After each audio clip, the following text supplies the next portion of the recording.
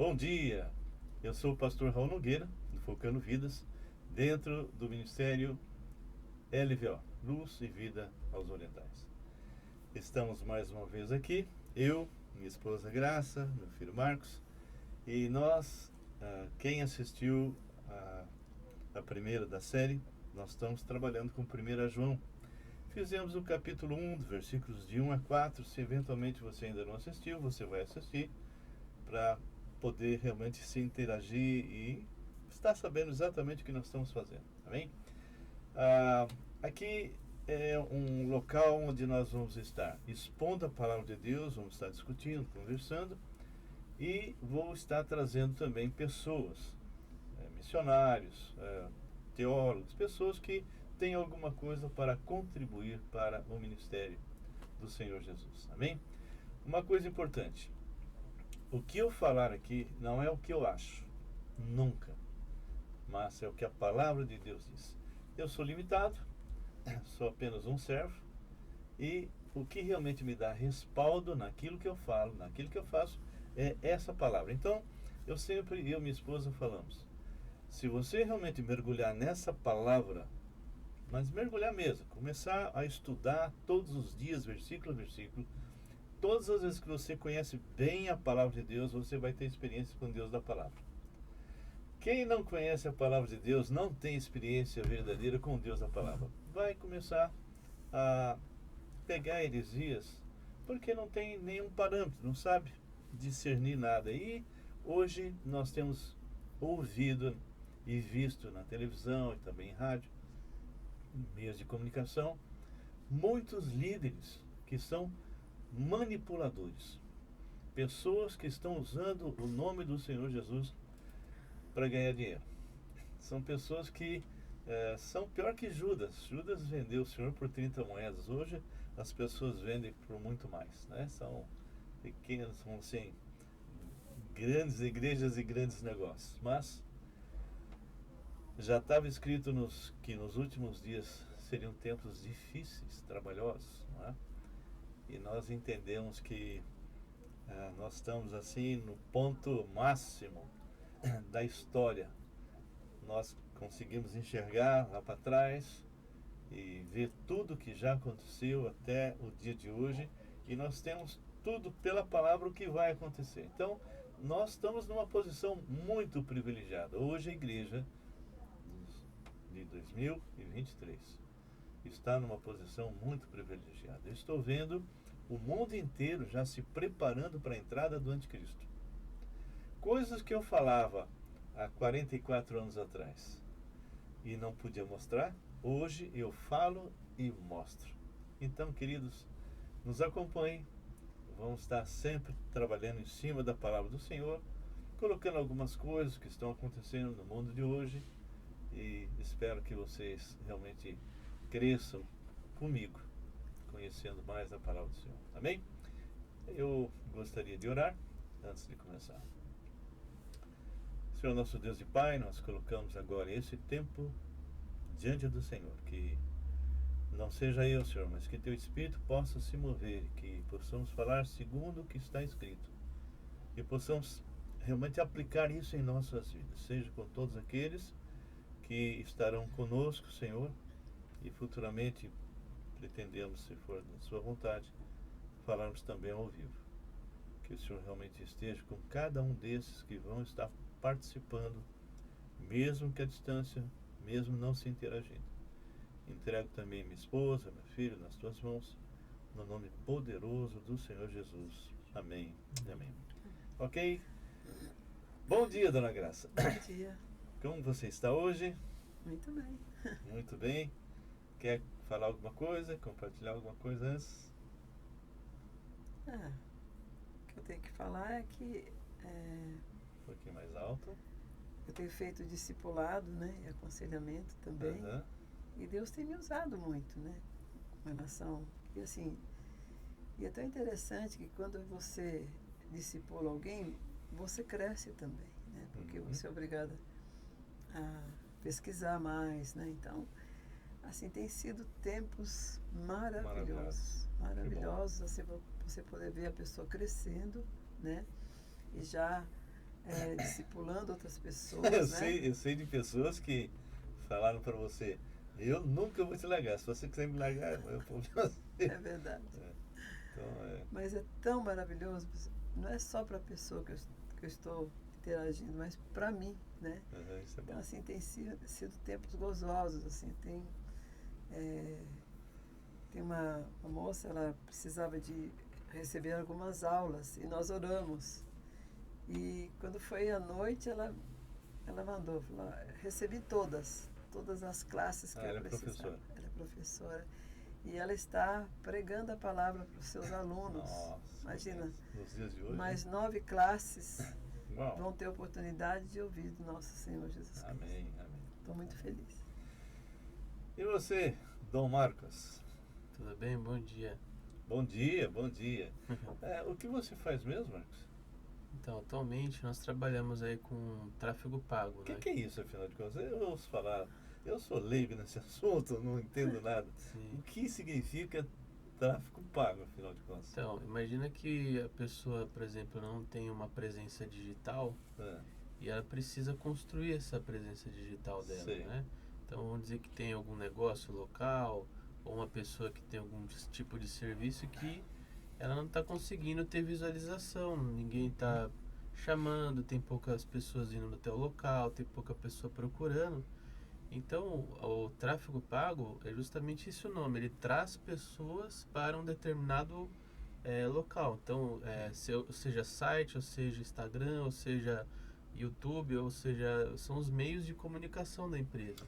Então você se torna um facilitador para aquele que vai vender o seu produto. Exatamente. Então, assim, se a pessoa muitas vezes ela não tem nada de presença digital, a gente começa, que a gente chama de esquentar o público, né? Então, se o cara é um barbeiro, por exemplo, a gente coloca no raio de 1 quilômetro, todas as pessoas que estão ali naquele meio, né, naquela região, começam a receber propagandas desse barbeiro. E aí... E se alguém quiser entrar em contato com você, o que põe? Olha, pode ser através do meu site, que é o mktultra.com.br, ou pode ser através do meu telefone, que é o 11 9 4723 1984. Ok, muito bom. Ok, pessoal, nós estamos aí caminhando em cima de 1 João. 1 João é interessantíssimo porque fala a respeito de comunhão. As pessoas, por não saberem disso, imaginam, por exemplo, que o versículo 9, que fala, se confessarmos os nossos pecados, ele é fiel e justo para nos perdoar os pecados e nos purificar de toda injustiça, como se esse versículo fosse para a salvação. Não. Todo o capítulo 1 fala sobre comunhão, restaurar comunhão. Bom, segundo as Escrituras, você pode examinar isso também em Colossenses capítulo 2, versículo 11 em diante, todos os nossos pecados, todos, passados, os que você está fazendo hoje, o que você vai fazer no último dia da sua vida, todos foram completamente perdoados. O Senhor Jesus não veio fazer uma meia sola, né? Ele vai para a cruz e morre, ressuscita, e depois vira e fala assim, bom, agora vocês vão ter que dar um jeitinho de se ajudar, porque eu fiz até aqui, até o momento em que você se converteu, agora o resto vocês se viram, não é? Não, isso seria mérito, não tem nada a ver com a obra de salvação, mas muita gente pensa isso, né? Não. Quando você recebeu Jesus Cristo, o Senhor Jesus te limpou, ele retira. Eis o Cordeiro de Deus que tira o pecado do mundo. Então, essa fábrica de pecados que nós temos, que muitos pastores hoje não pregam sobre pecado, porque diminui o ganho, né? Não confronta mais, mas aquela pessoa que quer realmente ser bíblica, ela vai confrontar. E é óbvio que aquele que está em pecado vai pular, ou ele se arrepende ou cai fora. Eu não estou muito preocupado com isso, porque o meu alvo é que essa pessoa seja transformada. E alguém que simplesmente está sendo um amigo do Evangelho, ou frequenta um determinado lugar só porque tem amigos e tal, infelizmente ele pode ficar 50 anos lá, dando dízimo, oferta, frequentando tudo, vai morrer, vai para o inferno. Então, não é o lugar que ele frequenta ou o que ele faz que muda o que ele é Jesus. Se ele não nasceu de novo, esquece. Agora, se nasceu de novo e não cresce, aí vem disciplina, porque Deus não é bobo. Então, como é que funciona? Você aceitou Jesus, você está caminhando, e hoje você cometeu um pecado. Então, eu de repente fiz alguma coisa com a minha esposa, que ela magoei, não é? E ela ficou triste, e o Espírito começa a me incomodar. Quando eu peco, eu quebro a comunhão com o Pai.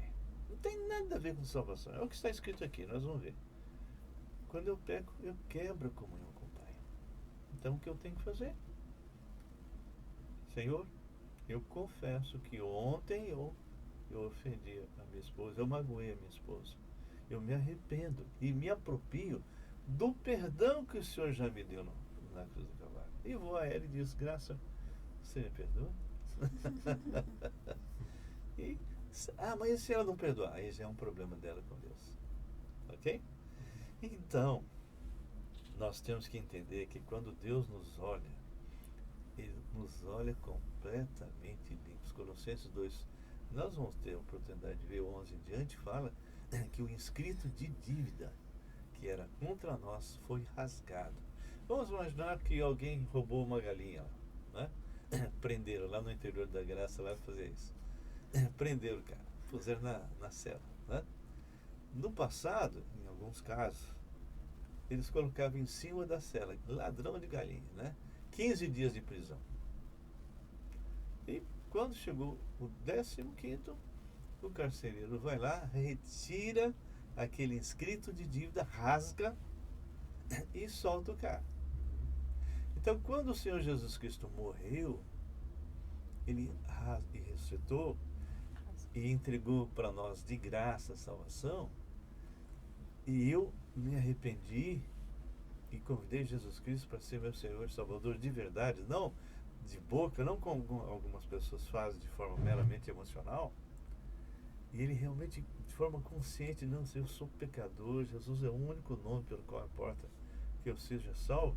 Se ele realmente fez isso, o inscrito de dívida dele é rasgado para sempre. E Deus o Pai, quando olha limpo, sempre. E Ele é teu Pai.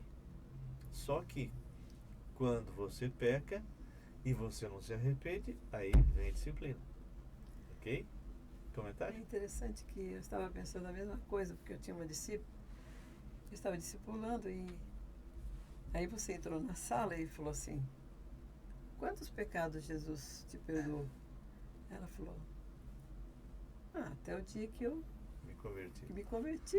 Ela falou, então o restante você vai ter que levar isso, né? Eu falei, não, senhora, Jesus já rasgou, né, o escrito de dívida que era contra você.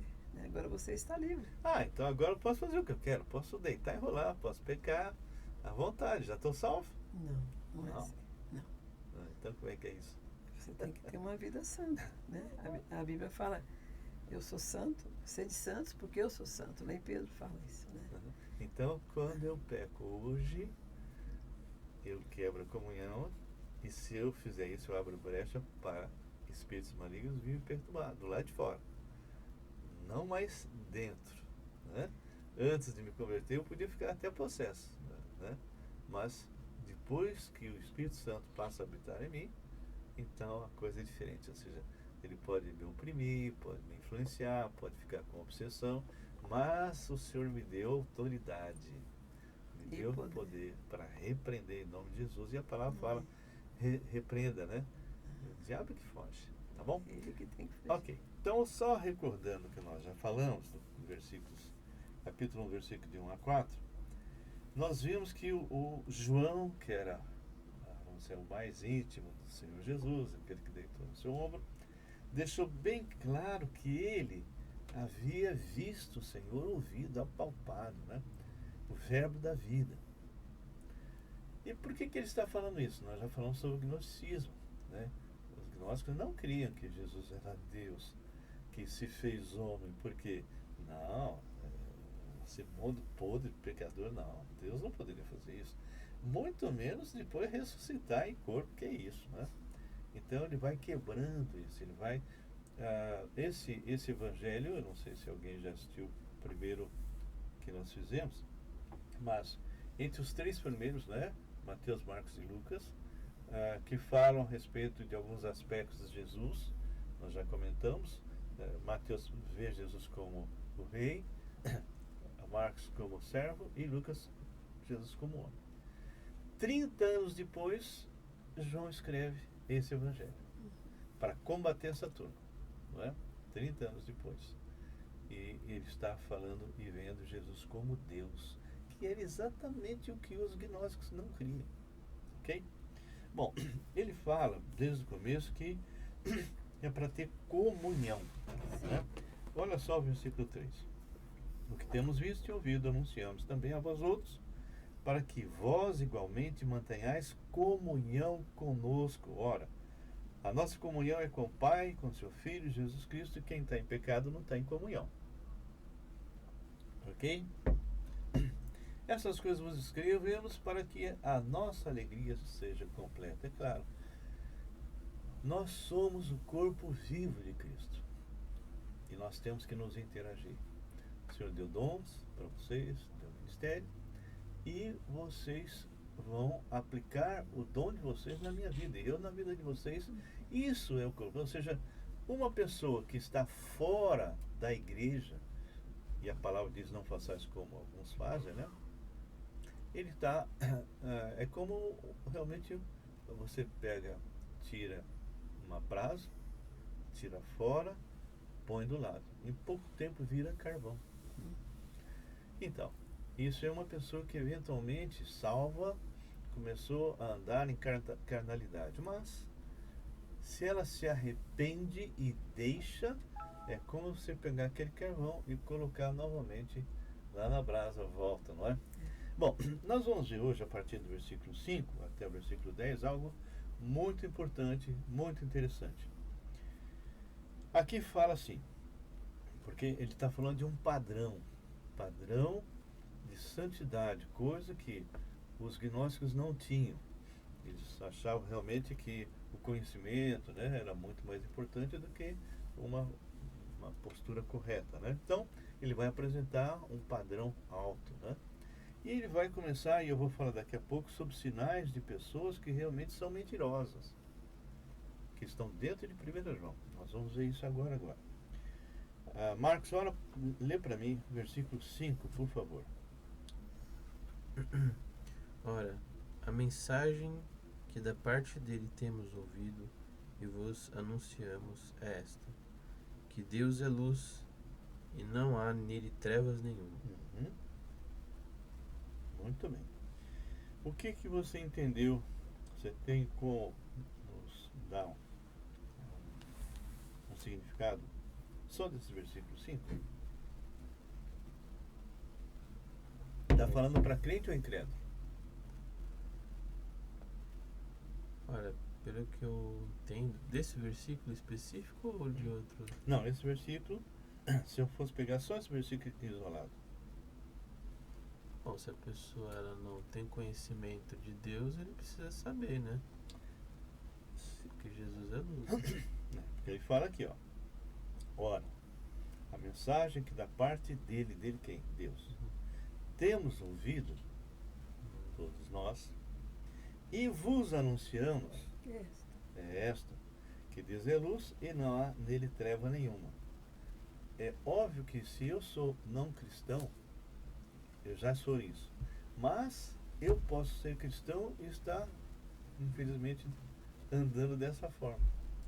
E é isso que João quer chamar a atenção.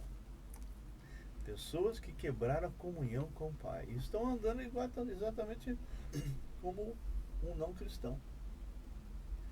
E isso é terrível. Nós temos hoje muitos dentro de igrejas evangélicas que andam realmente dessa forma, totalmente sem comunhão com o Pai, egoístas, né? Voltados para si mesmo.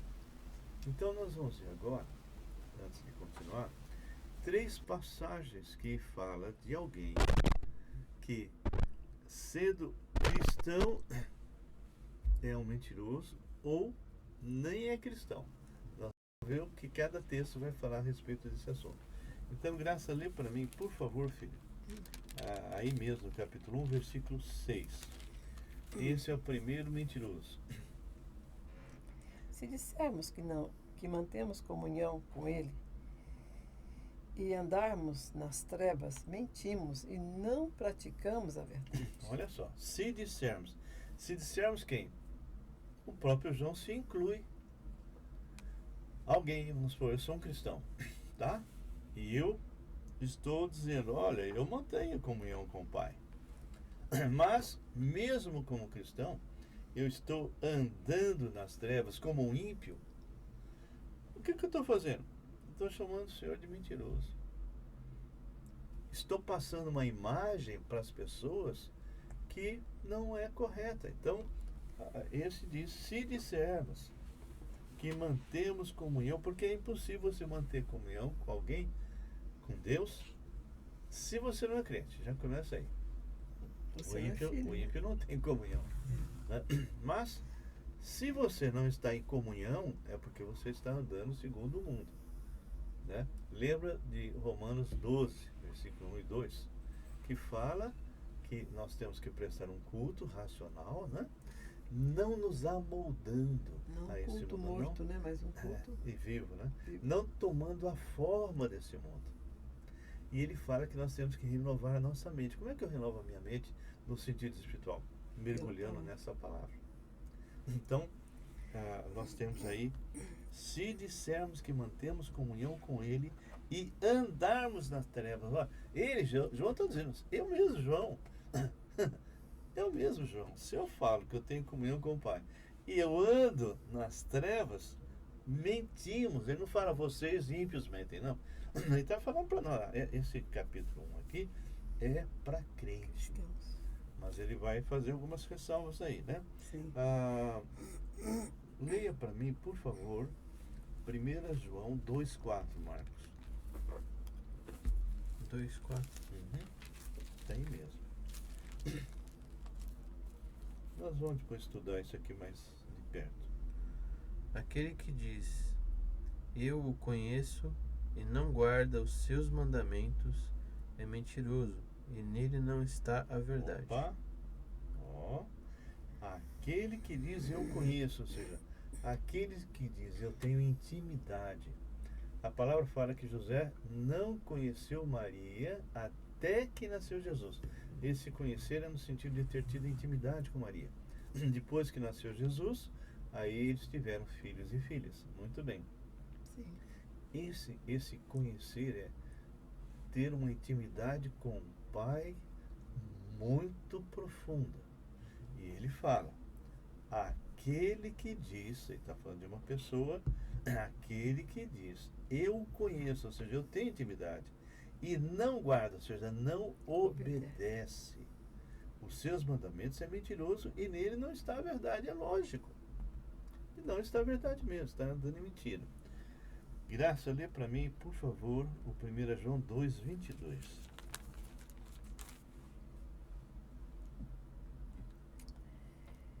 Quem é mentiroso, senão aquele que nega que Jesus é o Cristo?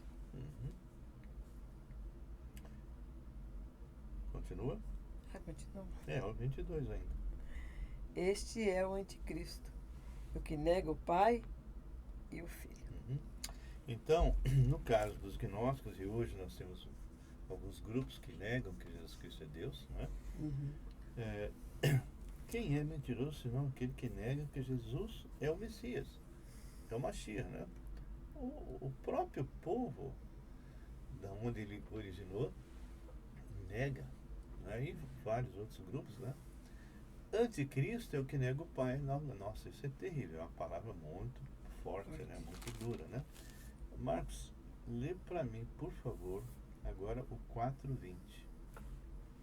1 João 4:20.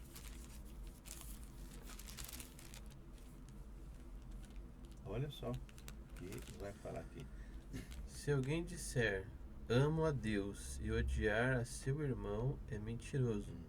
Pois aquele que não ama o seu irmão, a quem vê, não pode amar a Deus, a quem não vê. Muito bem. Você percebe que são coisas muito claras, né? Como é que eu posso afirmar que eu amo a Deus se eu não amo meu irmão? Bom, tudo isso nós vamos estudar futuramente, nós vamos passar versículo a versículo. Então agora eu quero começar a ler os versículos na sequência para a gente entender até o versículo 10. Bem, então nós já vimos que de 1 a 4 ele está falando da importância de ter comunhão com o Senhor, um Deus vivo, um Deus que ele viu, apalpou, ouviu, não é? Isso é algo tremendo. Você já imaginou a experiência de João? Agora é interessante que ele fala, né? O que era desde o princípio e o que temos ouvido. Ou seja, o Senhor continuava aparecendo para João e compartilhando, tanto é que inspirou ele não só 1º, 2º, 3º João, mas também Apocalipse, não é? E aí ele começa no versículo 5. Ora, depois que ele fala de comunhão, ele fala, ora, a mensagem da parte dele, olha só, a mensagem que da parte dele temos ouvido. Continua ouvindo. E vos anunciamos a essa. Então ele está falando para aquele grupo lá que está recebendo essa epístola, dizendo, olha, a mensagem que eu tenho ouvido da parte dele.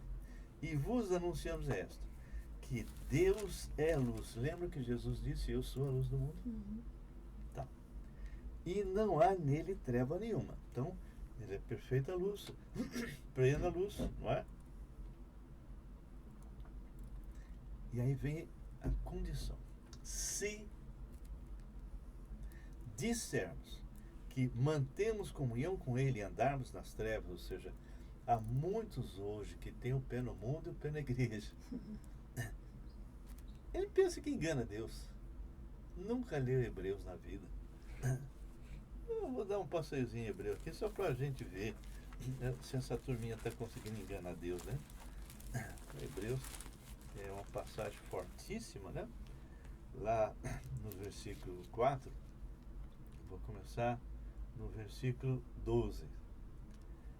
Porque a palavra de Deus é viva e eficaz, e mais cortante do que qualquer espada de 2 gumes, e penetra até o ponto de dividir a alma e espírito, juntas e medulas, apta para discernir os pensamentos e propósitos do coração. Olha agora a paulada. E não há criatura que não seja manifesta na sua presença, pelo contrário. Todas as coisas estão descobertas e patentes aos olhos daquele a quem temos de prestar contas. Uau! Pesada, né, Marcos? O que você acha dessa passagem? E que nos leva a pensar? Que a gente vai prestar conta, né? Tudo que a gente faz. Então, tem que tomar cuidado, né? Porque as pessoas não veem Deus e acham que não está nem sabendo, não está nem ouvindo, né? Deus conhece o diabo não, mas Deus conhece o teu pensamento, o teu propósito. Quantas pessoas vão fazer negócio com Deus na igreja? Nas igrejas locais, né? Esses pregadores mentirosos, dê R$1.000 que você vai ganhar 10 mil, 20 mil, né? É Caixa Econômica. Caixa Econômica. Então nós temos que tomar cuidado com doutrinas falsas, doutrinas de homens, pessoas aproveitadoras que estão manipulando, usando o nome do Senhor Jesus para ganhar muito, né? E estão ganhando, né? Estão ganhando por enquanto. Se, olha outro se, versículo 7. Se, porém, andarmos na luz, ou seja, caminharmos com Cristo, permanecermos nele. Se, porém, andarmos na luz como Ele está na luz, mantemos comunhão uns com os outros. Então, eu estou dizendo para crente. Lembra que eu falei que esse capítulo é todo de comunhão. Se eu ando com Cristo, porque eu sou pecador, apesar de salvo, eu tenho a natureza decaída. Só que Romanos, capítulo 6, fala que o pecado não tem mais domínio. Bom, vamos um passagemzinho aqui em Romanos. Romanos 6 fala exatamente a atitude que você tem que ter no seu caminhar. Antes nós oferecíamos os nossos corpos ao pecado. Lembra que eu já comentei que antes de nos convertermos, nós estamos debaixo de duas leis, a lei do pecado e a lei da morte. Depois que nós nos convertemos, que está em Romanos 8, versículo 2, mudamos de lei. Agora, pois, nenhuma condenação, nenhuma, não é? Agora, pois, nenhuma condenação há mais para aqueles que estão em Cristo Jesus, porque a lei do Espírito da vida em Cristo Jesus te livrou da lei do pecado e da morte. Bom, então no capítulo 6, aqui no versículo 6 diz assim: sabendo isto, que foi crucificado com ele o nosso velho homem, natureza decaída, não é? Para que o corpo do pecado seja destruído. Essa palavra destruído não é aniquilado, é impedido de agir. É a mesma que ele vai usar depois lá em Hebreus, dizendo que o diabo foi destruído. É impedido de agir, né? Não é aniquilado. E não sirvamos o pecado como escravos. Então, antes de nascermos de novo, nós servíamos o pecado como escravos. Nós temos uma natureza decaída que é uma fábrica de fazer erro, uma fábrica de fazer pecados. Não é porque eu peco que eu me torno pecador. Não, é porque eu sou pecador, é que eu peco. Porquanto quem morreu justificado está do pecado. Então, cada um de nós temos que pensar, bom, já morri com Cristo? Já, então tudo bem, o Senhor me declarou justo. Ora, se já morremos com Cristo, cremos que também com Ele viveremos. É a bendita esperança na ressurreição. Nós cristãos temos que ter, sempre vou morrer falando isso, as três marcas: uma fé operosa, uma fé em ação, um amor abnegado, um amor de dar-se, e uma viva esperança na volta de Cristo. São as marcas que nós encontramos em 1 Tessalonicenses capítulo 1, versículo 3. E aqui ele fala: sabedores que, havendo Cristo ressuscitado dentre os mortos, já não morrem. A morte já não tem domínio sobre ele.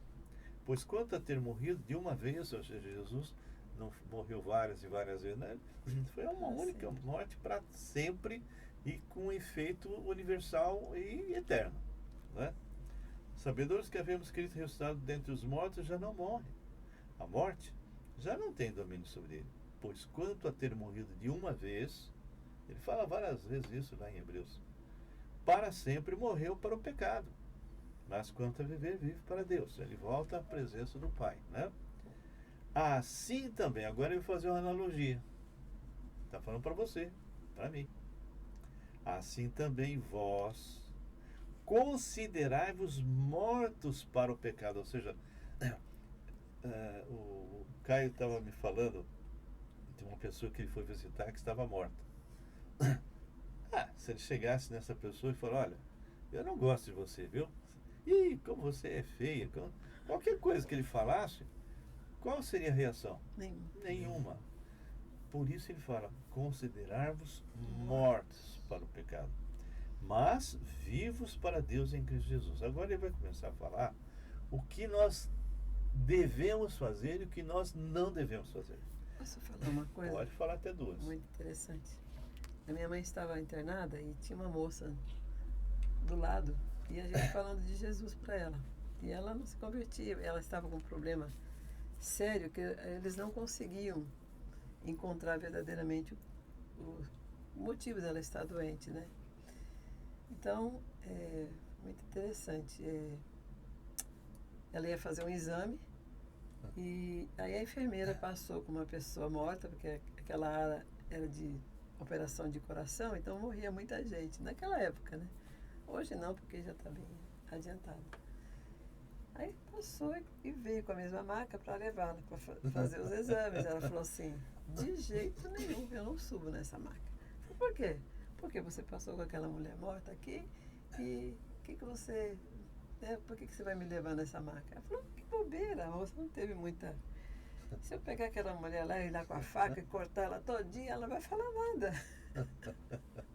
Morto é morto, né? Morto é morto. Tá bom. Então eu achei muito interessante. E ela ainda não tinha se convertido, né? E a gente falou de Jesus, ela se converteu. Aí você falou para ela, né? Você tem alguma pessoa que você não consegue perdoar? Você tem algum problema com algum? Ela falou, só se for meu marido e meu pai, né? Aí ela confessou o seu pecado a Deus, né? E ela foi curada, ela foi embora. Porque ela tinha 27 anos e pesava 26 quilos. somatizando, né? Porque ela foi emagrecendo e tal. Então ela ia morrer mesmo, né? Por causa do seu pecado. Depois, outro dia, eu vou contar a história daquela outra mulher que nós tivemos no hospital. Sim. Tá bom? Ok. Então, no versículo 12, diz aí em Romanos 6:12: Não reine, portanto, o pecado em vosso corpo mortal. Não reinar, ou seja, que o velho homem não seja o seu rei, né? Não domine. Portanto, o pecado em vosso corpo mortal, de maneira que obedeçais às suas paixões. Porque o velho homem quer nos arrastar. É o que acontece com o ímpio, né? Ele é movido pelas suas paixões, né?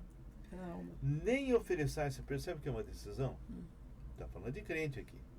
Nem ofereçais cada um os membros do seu corpo ao pecado como instrumentos de iniquidade, mas oferecei-vos a Deus como ressurretos dentre os mortos e os vossos membros a Deus como instrumentos de justiça. E aí o 14 é a paulada final, né? Porque o pecado não terá domínio sobre vós, pois não estáis debaixo da lei, sim da graça. Ou seja, o velho homem não tem mais domínio. Quando você peca hoje como crente, você está pegando consciente. Nós pecamos, sabe que está dando a mancada e dá, né? Mas voltando para 1 João, ele está falando no versículo 7. Se, porém, andarmos na luz, ou seja, caminharmos com Cristo, como Ele está na luz, e Ele é a própria, mantemos comunhão uns com os outros, e o sangue de Jesus, seu Filho, nos purifica de quantos pecados? De todo pecado. Então, o sangue de Jesus, segundo Hebreus, ele resolve o problema do pecado e da culpa. Tá? E o velho homem, quem resolve isso é a cruz. Depois, um dia, nós vamos falar sobre Colossenses 2:11 em diante. Então, é uma obra completa. Tá? Nosso velho homem é colocado na cruz. Aí ele fala, aí que entra o se. Se dissermos que não temos pecado nenhum, a nós mesmos nos enganamos e a verdade não está em nós. Ou seja, quando eu me converto, eu nasci de novo, eu passo a ter duas naturezas. Só que a natureza decaída, adâmica, não tem mais, conforme nós lemos Romanos 6, não tem mais domínio sobre mim. E o Espírito de Deus é que me conduz, é Ele que me leva. E quando, eventualmente, eu, por não estar realmente cheio de Deus, cheio do Espírito, eu piso na bola, o Espírito me incomoda. Se eu sou sensível ao Espírito, eu me arrependo na hora, acerto com Deus, restauro a comunhão, o inimigo não tem mais vantagem. Mas se eu não faço isso, eu vou acumulando pecado sobre pecado. Vou enchendo um saco de bolacha de pecado. E o meu coração começa a ficar endurecido, insensível. Né?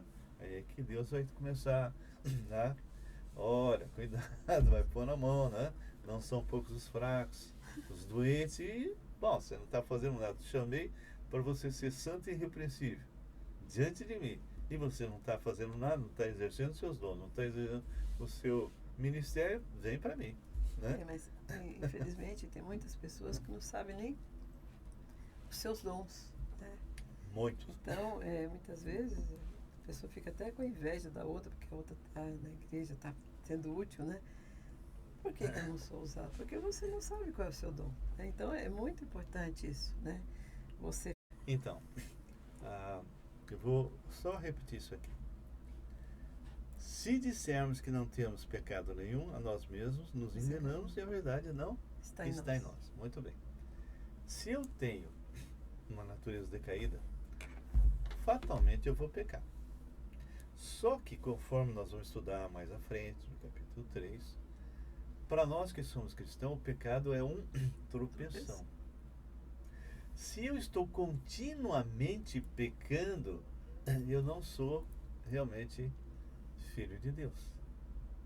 E se nasci de novo, não cresci, e com certeza Deus vai me disciplinar. Hebreus fala que se, vamos por 10 pessoas, estão cometendo os mesmos pecados, 9 realmente começam a ser disciplinados, e um não, esse que não é disciplinado é bastardo, não é filho. Tá? Agora, alguém me perguntou, mas como é que eu vou saber? Com respeito a isso, se o que eu estou fazendo, né? Como é que eu tenho discernimento? Será que eu nasci de novo, né? Abra comigo, se vocês quiserem, Romanos 8. Romanos 8 é muito claro com respeito a isso, tá? Abram lá. Vocês já devem ter ouvido pessoas falando assim: você é crente, mas você ainda precisa receber o Espírito Santo, né? Não existe meio crente. Ou você é ou não é. Se é, você já é santuário do Espírito Santo. Você pode não estar cheio do Espírito. Você pode não estar crescendo por não estar mergulhando na palavra de Deus, não estar sendo discipulado, mas isso é assim, imutável. Okay? Você já imaginou, Graça, como é que é o céu para aquelas pessoas que perdem a salvação? A palavra fala que cada vez que alguém se converte, a alegria no céu, aleluia, né? Aí o pessoal perde a salvação, aleluia. Imaginou isso no céu? Isso é brincadeira, mas é o que eu imagino, não é? Bom, no capítulo 8, então, fala assim, vou ler a partir do versículo 6, tá bom? Porque o pendor, a tendência, né? O pendor, algo que está pendendo, né? Tá? O pendor da carne dá para a morte, mas o do espírito para a vida e paz.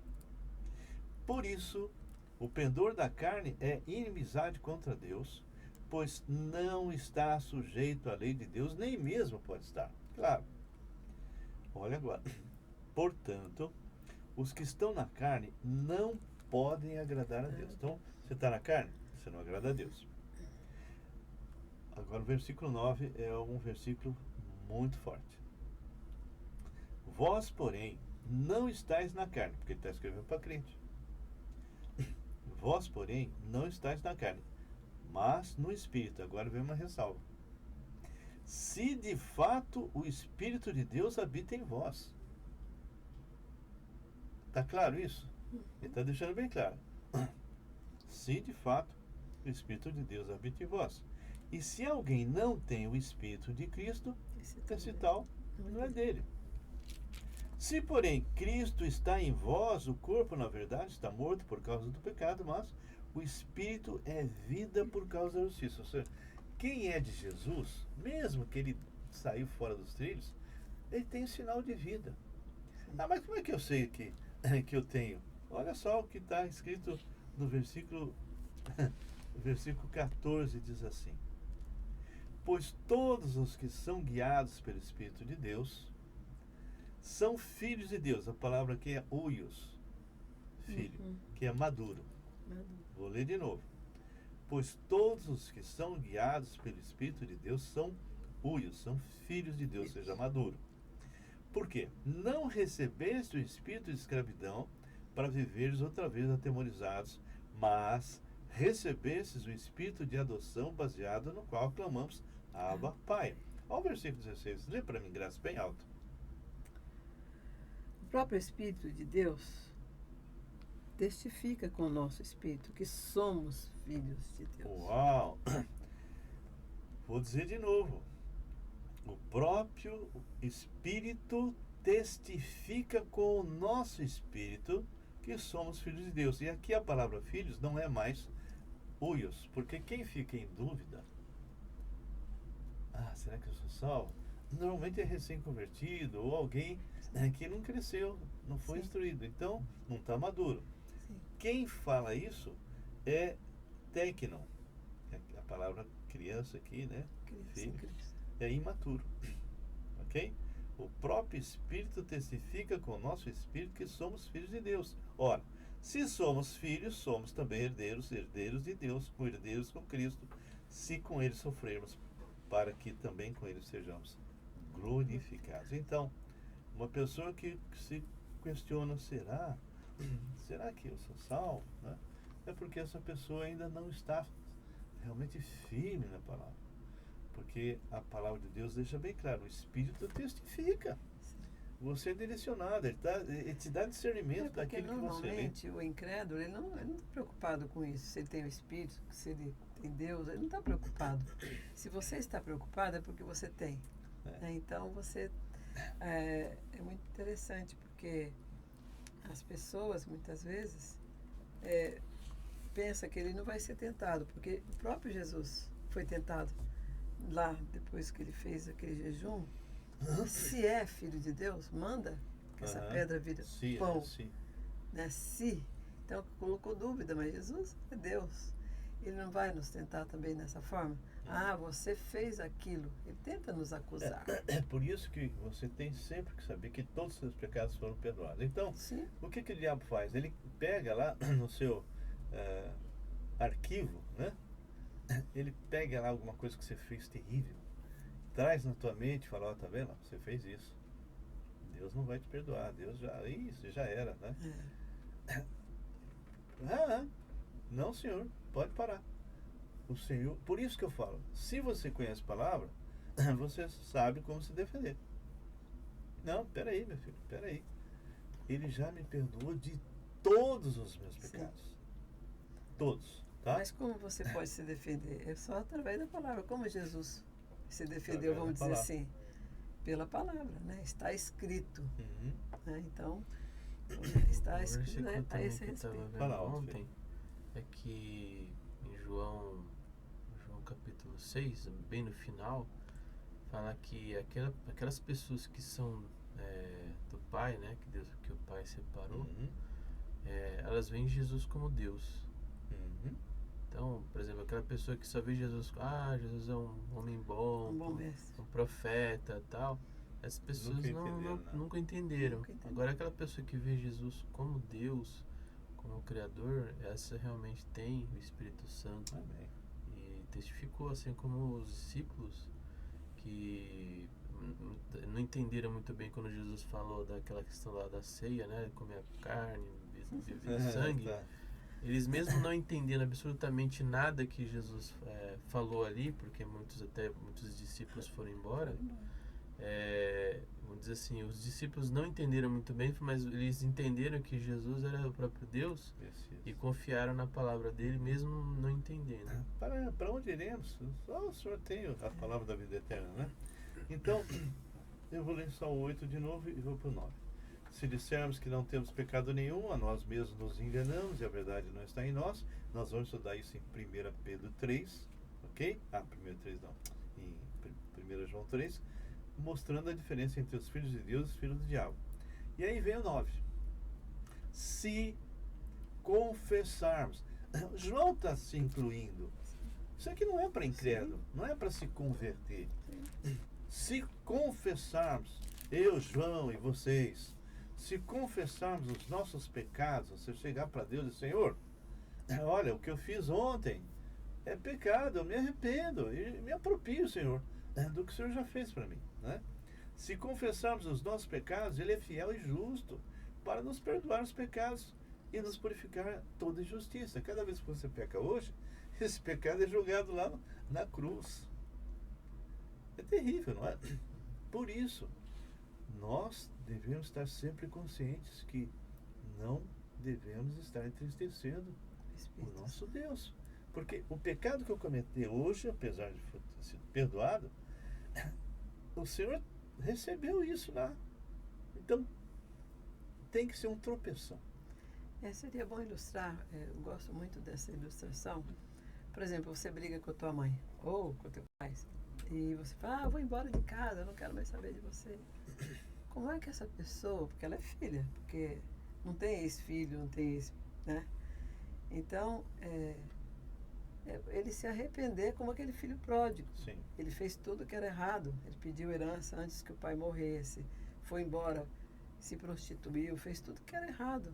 Mas quando ele começou a passar fome, acabou o dinheiro, começou a passar fome, ele lembrou, ele não queria nem mais ser chamado de filho, né? Ele falou, eu vou ter com meu pai porque os seus empregados têm pão e eu estou morrendo de fome, né? Aí o pai viu ele de longe, né? E o pai já estava preparado, porque ele sabia que ele iria voltar, né? E filho pródigo, filho gastão, né? filho gastador, né? Então, bem, eu só vou fechar o versículo 10, sim. que diz assim: se dissermos que não temos cometido pecado, fazemos-lo mentiroso e a sua palavra não está em nós. Então, ele fala no versículo 8, se dissermos que não temos pecado nenhum, a nós mesmos nos enganamos e a verdade não está. Olha como isso é importante para nós crentes. Aí ele vem com o versículo 9, que é a saída para a gente restaurar a comunhão. Se confessarmos os nossos pecados, ele é fiel e justo para nos perdoar os pecados e nos purificar de toda justiça. E ele, no versículo 10, se dissermos que não temos cometido, ou seja, ele dá um reforço no que ele falou no 8. Olha como isso é importante. Sim. Se dissermos que não temos cometido pecado, fazemos-lo mentiroso e a sua palavra não está em nós. Bem, me perguntaram mas qual a disciplina?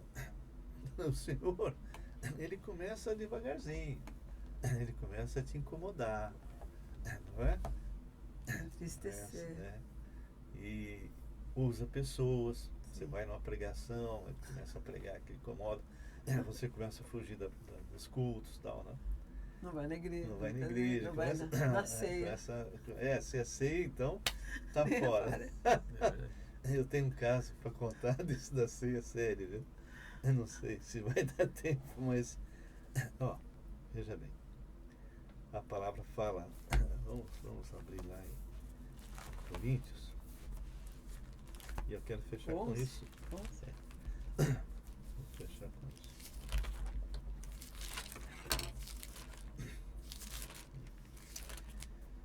Estava acontecendo lá naquela igreja uma série de erros e pecados, etc, né? E Paulo fala a respeito, essa é uma passagem que normalmente o pessoal usa para a ceia, né? O versículo diz lá, versículo 23 ele começa: porque eu recebi do Senhor, que também vos entreguei, que o Senhor Jesus, na noite em que foi traído, tomou pão, e tendo dado graça, partiu e disse: isto é meu corpo, que é dado por vós, fazer isso em memória, um memorial, tá? Memória de mim. Por semelhante modo, depois de haver ceado, tomou também o cálice, dizendo: este cálice é a nova aliança no meu sangue. Fazer isso todas as vezes que beberes em memória de mim. Porque todas as vezes que comerdes esse pão, beberdes o cálice, anunciai a morte do Senhor até que ele venha. Então, era algo para lembrança, né? E ao mesmo tempo o quê? É uma promessa, é uma profecia, até que ele venha. Por isso, aquele que comer o pão ou beber o cálice do Senhor indignamente, será réu do corpo do sangue do Senhor. Eu vou contar uma historinha, não sei se dá tempo, mas vou tentar. Tinha uma pessoa que começou a namorar, ele era líder, começou a namorar uma moça muito bonita, muito bonita. E levou para pessoas pregarem.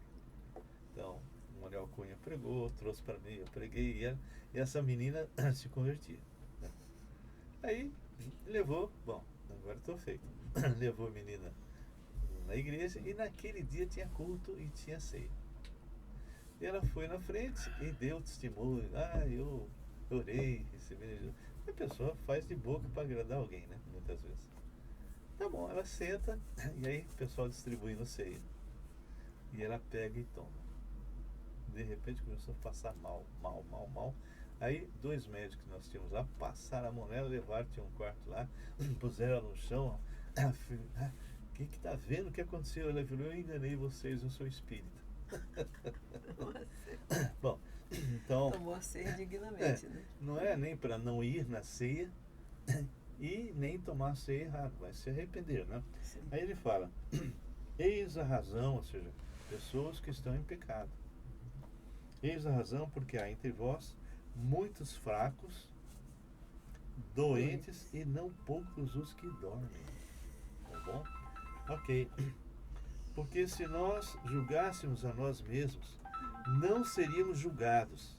Mas quando julgados, somos disciplinados pelo Senhor para não sermos condenados com o mundo. Assim, pois, irmãos meus, quando vos reunis para comer, esperar uns pelos outros. Se alguém tem fome, come em casa, a fim de não reunir-lhes para juízo. Quanto às demais coisas, eu as ordenarei quando for ter composto. Então, vou só ler novamente isso aqui. Eis a razão, ou seja, pessoas que estão em pecado. Eis a razão, porque há entre vós muitos fracos e doentes, e não poucos os que dormem, ou seja, ele leva embora. Então, pecado é assim. Eu sei que eu estou pecando, já falei, pecado não tem mais domínio, né? Sou consciente, não me arrependo, aí eu acabo acumulando pecado sobre pecado, e Deus incomoda, manda alguém, aí ele começa você sabe que aquilo que está acontecendo com você é disciplina. É disciplina. E aí, se você não se arrepende, a coisa vai piorando. Bem?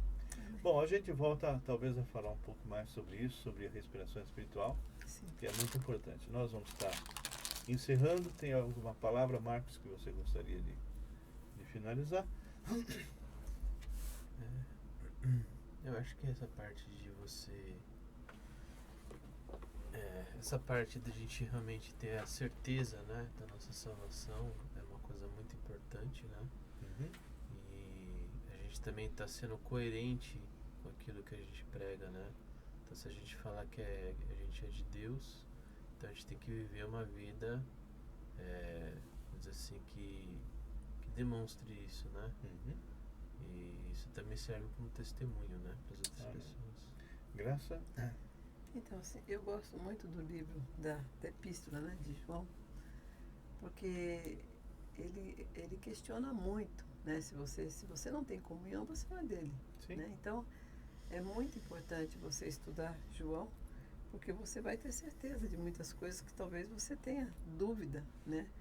Então, é muito importante você ter essa verdade, né, no seu coração, porque quando o inimigo vier, né, cochichar, você fala, não, você é o mentiroso, eu sou de Deus. Muito bem, muito bem, muito bem. Nós estamos encerrando mais um tempo aí com o Senhor, com os meus irmãos. E se você gostou, se prepare para assistir a próxima e compartilhe, não é? Nós também temos ao vivo toda quarta às 17h30 e sábado 18h30 nós estamos ao vivo no Face. E tudo que nós colocamos ao vivo no Face nós também colocamos no YouTube, Raul Nogueira Canal, ok? Que Deus o abençoe. Espero que você tenha sido edificado com essa palavra e nós futuramente vamos ter uma oportunidade de estarmos interagindo e você poderá fazer entrar em contato com a gente, tá bem? Fique na paz do Senhor e tenha um ótimo dia.